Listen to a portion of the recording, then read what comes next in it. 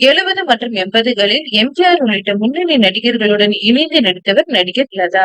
தமிழ், தெலுங்கு, மலையாளம் உள்ளிட்ட மொழிகளில் ஏராளமான வெற்றி படங்களில் நடித்துள்ள லதா பள்ளி மாணவியாக இருந்த போதே, அதாவது 15 வயதில் சினிமாவில் அறிமுகமானவர். முதல் படத்திலேயே எம்ஜிஆருடன் உலகம் சுற்றும் வாலிபன் படத்தில் ஜோடி சேர்ந்து நடித்து மிகப்பெரிய அளவில் ரசிகர்களை கவர்ந்தார் லதா. எம்ஜிஆர் லதா என்று இவரை ரசிகர்கள் கொண்டாடினர். தற்போது சீரியல்களில் நடித்து வரும் லதா சமீபத்தில் ரசிகர்களை சந்தித்ததாகவும் அவர்கள் தன்னை எம்ஜிஆர் லதா என்று அழைத்ததாக கூறியுள்ளார். தமிழ் மட்டுமல்லாமல் தெலுங்கு, மலையாளம் உள்ளிட்ட மொழிகளிலும் நடித்தவர் நடிகர் லதா. தமிழிலும் ரஜினி, கமல் உள்ளிட்ட முன்னணி நடிகர்களுடன் இணைந்து நடித்துள்ளார் லதா. எம்ஜிஆர் தன்னுடைய ஆசான் என்று தெரிவித்துள்ள லதா, ஜெய்சங்கர் உள்ளிட்ட நடிகர்களுடன் இணைந்து நடிக்கும் வாய்ப்புகள் கை நழுவியதாகவும் கூறியுள்ளார். எம்ஜிஆரிடம் கேட்டேதான் மற்ற மொழிப்படங்களிலும் நடித்ததாகவும் லதா தெரிவித்துள்ளார்.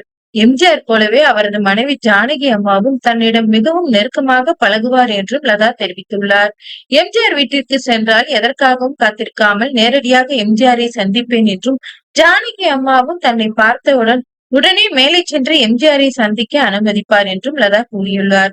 இதனிடையே எந்த நடிகருடனும் தன்னை இணைத்து கிசுகிசுக்கள் வெளியாகாத நிலையில் ரஜினியுடன் மட்டும் தன்னை இணைத்து இத்தகைய கிசுகிசுக்கள் வெளியானதாகவும், ஆனால் ரஜினி தனக்கு மிகப்பெரிய நண்பர் என்றும் மிகச்சிறந்த மனிதர் என்றும் அவர் மேலும் தெரிவித்துள்ளார். பெரிய அளவிற்கு வந்த நிலையிலும் அவர் மிகவும் எளிமையாகவே இருப்பதையும் காட்டியுள்ளார். இதனிடையே மலையாள நடிகர் ஜெயன் லவ் இன் சிங்கப்பூர் படத்தில் இணைந்து நடித்த போது தன்னை காதலிப்பதாகவும் தன்னை திருமணம் செய்து கொள்ள விருப்பம் தெரிவித்ததாகவும் லதா கூறியுள்ளார். ஆனால் இது குறித்து அவங்க யோசித்து முடிவு எடுக்கிறதுக்கு முன்னாடியே அவர் விபத்தில் மரணமடைந்தது மிகப்பெரிய அதிர்ச்சி ஏற்படுத்தியதாகவும் லதா பேட்டியில் தெரிவித்துள்ளார்.